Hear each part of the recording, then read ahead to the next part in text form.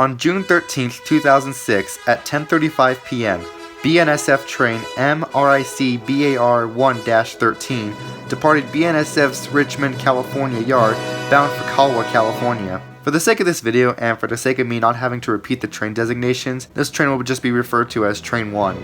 This train had 7 engines, which were -944CW 4059 leading, NREX SD50 5473, -9 1065, FURX SD40-2 8110, GP30U 2437, SD40-2 7065, and -9 997.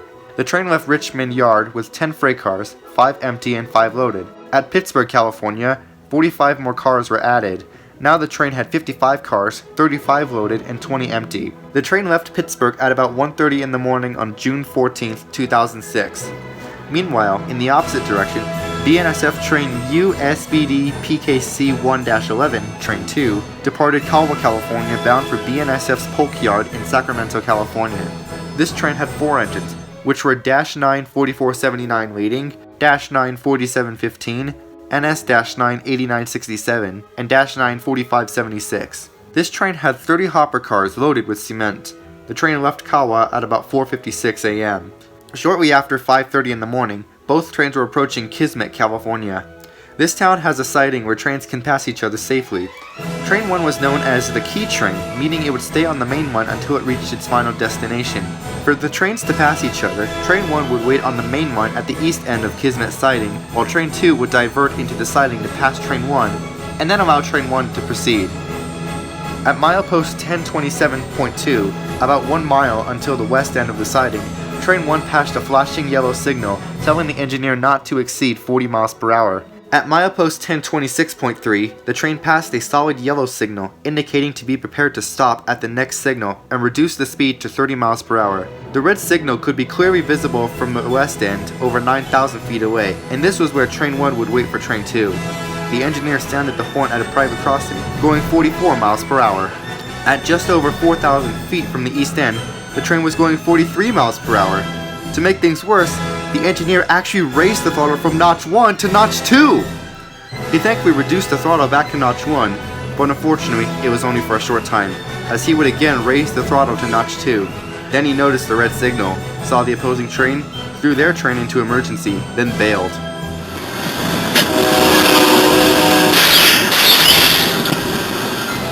Meanwhile in Train 2, the engineer reduced their speed to 40 miles per hour so they can be prepared to enter the siding.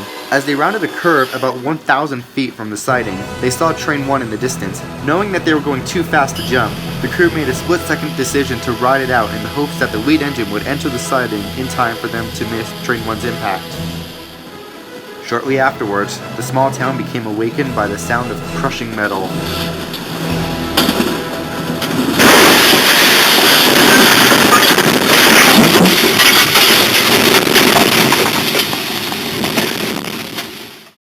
The trains collide at 5:51 a.m., with Train 1 traveling at 22 miles per hour and Train 2 traveling at 38 miles per hour.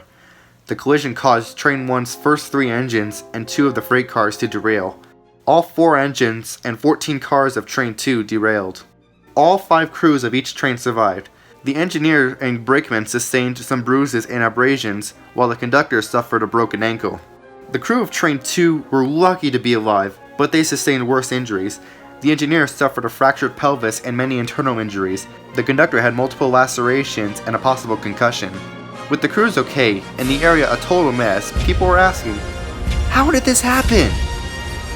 Shortly after the crash, the crew of Train 1 were interviewed, and they all had some pretty interesting things to say.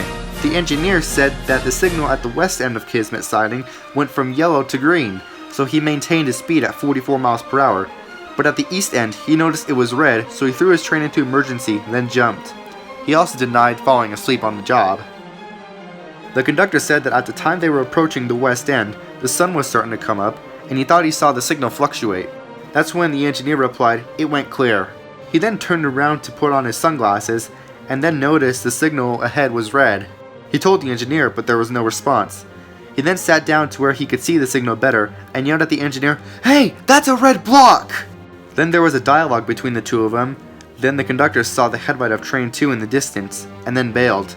He also said that he felt the engineer didn't react quick enough to the red signal. And I think it's also important to note that the conductor tested positive for drugs, specifically cocaine. The brakeman said he didn't recall the signal indication at the west end. He also said that because of the sunlight, they couldn't determine the signal at the east end, but he said it looked red. He then recalled someone yelling, "Is that signal red?" and then the conductor yelling at him to run out the back. Investigators wanted to test these statements. On June 21st, BNSF conducted a reenactment with conditions similar to ones a week earlier. On board the train were a BNSF road foreman of engineers, a general road foreman, a BNSF attorney, and a representative from the Brotherhood of Locomotive Engineers and Trainmen. This was done to see how the signals played a role in the cause of the collision. The experiment was done with BNSF 1107 to observe and record the events. In addition, tests were conducted over the time the sun actually rose, to see if sun glare obstructed the crew's vision. The U.S. Naval Observatory's Astronomical Applications Department indicated that the sun rose at 5:40 a.m. However, looking to the east are the Sierra Mountains.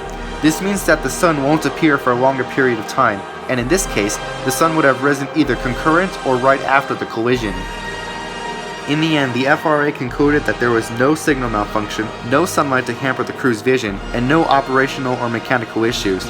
The crew's failure to recognize signals and to stop the train was the cause of the wreck.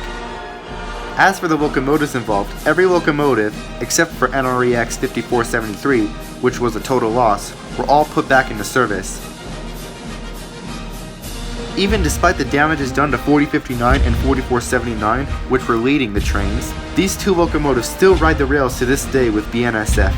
1065, 4479, and 4715 were repainted into the newer swoosh colors. 13 years later, though, it's still not the end of head-on collisions.